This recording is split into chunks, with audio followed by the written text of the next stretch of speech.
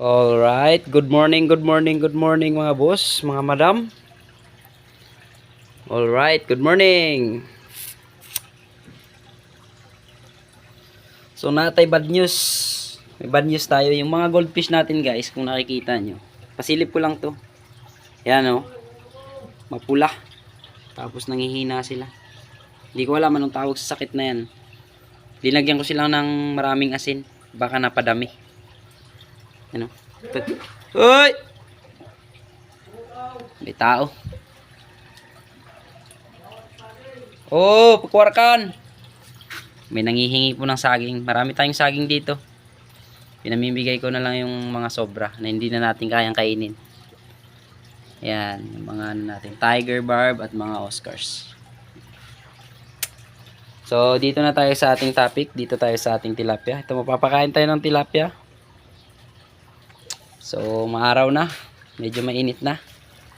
So, kakauwi lang natin galing ng palengke. Ang gagawin natin ngayon is magpapakain na tayo ng ating mga tilapia. So, yan. So, flowing pa rin yung tubig natin. Medyo mahina nga lang. Siguro marami ng dumi yung ano natin. Yung ating submersible pump. So, ayan o. Kagahapon lang. Kagahapon lang hindi ako nagbawas ng mga ano natin, mga lettuce natin dyan o. Yung mga water lettuce natin dyan. Kahapon lang hindi ako nakapagbawas. Tingnan nyo, dabi na ako. Halos kalahati na kagad. Tapos yung mga tilapia natin yan, excited na sila. So medyo mas ano sa araw, dito tayo sa kabilang pwesto. Tingnan natin kung hagisa natin sila ng konti. Tapos lipat tayo. So, yan. Pag sumilip ka talagang nakaabang na sila eh. So dito tayo sa kabilang pwesto para hindi tayo against the light. Against the sun. Ano tawag dyan? So yan. Dito hindi ko alam kung kita ba sa camera. So yan no. Kitang kita ko sa personal, may mga malalaki na talaga oh. Yan oh.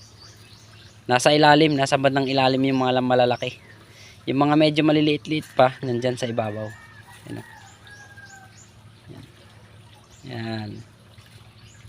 Yan. Zoom natin. Yan.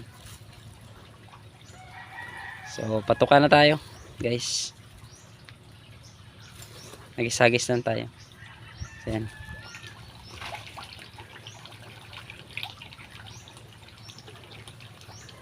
So, ang bilis nilang lumaki guys. Ang ano nga lang guys, ang negative sa alaga kong tilapia, talagang mabilis silang lumaki ang tilapia kasi matakaw sila sa patuka. Ang problema nga lang, ang negative sa alaga kong mga tilapia na to is inbreed na kasi to guys. Bali pabalik-balik na sila sa ano nila, nagbe-breed yung lola, yung apo, ganyan. Kasi hindi sila nakukross sa ibang bloodline. So hiningi ko lang din kasi naman tong mga fry. Kaya libre lang to. Mabilis silang lumaki guys, mabilis. Pero pag dumating sila sa sa age o kaya sa laki na pwede na silang mag-breed is magbe-breed talaga sila. Napapansin ko hindi pa ganun kalaki, sila, matured na, nagbi-breed na. Pero yung mga lalaki talagang bilis lumaki. Pansin ko talagang bilis lumaki ng mga lalaki. Yan. So babawasan na naman natin yung mga mga nakalutang-lutang na yan. Babawasan natin yan. So yan, hagis-hagis lang tayo ng hagis lang. Yes.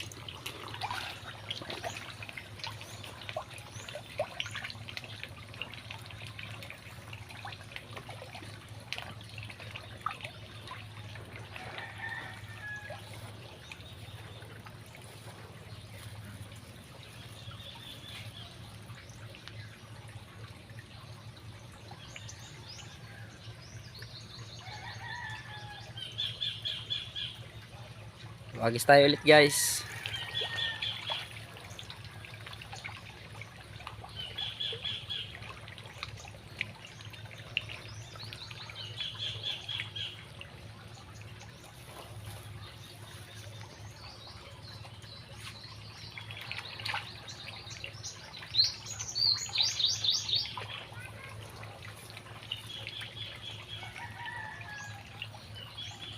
So itong setup ko na to sa nagbabalak na gustong sumubok ng mga ganitong sistema, kaya ganitong system isa. Kung gusto nyong sumubok, pwede nyong gayahin to. Ayan yung ano natin, yung overflow papunta dun sa ating filter. Ayan yung filter natin dyan. Ito yung overflow. Yung overflow na yan galing dito sa main tank, mapupunta doon sa filter na yon, yung medyo mababa na yon, yung may plangganang nakatakip. Tapos paikot ng paikot, tas babalik din dyan. So yan lang ang sistema natin. Bali RAS tayo, na sistema tayo sa RAS, tinatawag na RAS Circulating Aquaculture.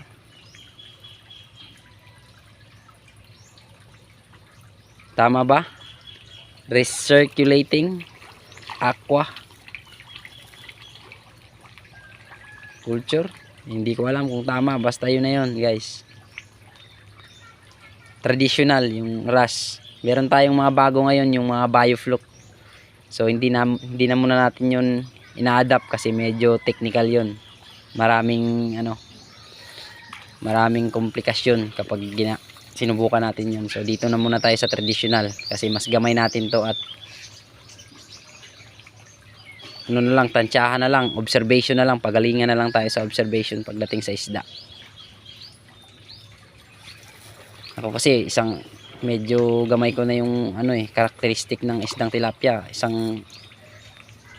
Tinitingnan ko lang sila, pinagmamasdan ko lang, inaobserbahan ko lang, napapansin ko na kung may sakit sila, kung kulang ba sila sa oxygen. Yun, madali lang naman guys kapag may alaga ka na, natututunan din naman yan. Di magtatagal, matututunan mo rin.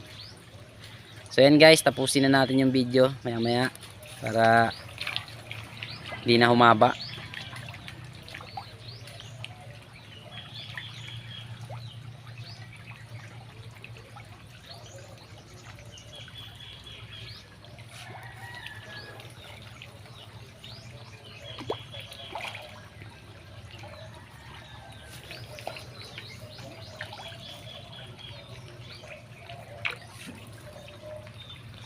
So yan guys. So dito sa amin guys, kasi walang masyadong nag-aalaga ng tilapia dito talaga sa namin.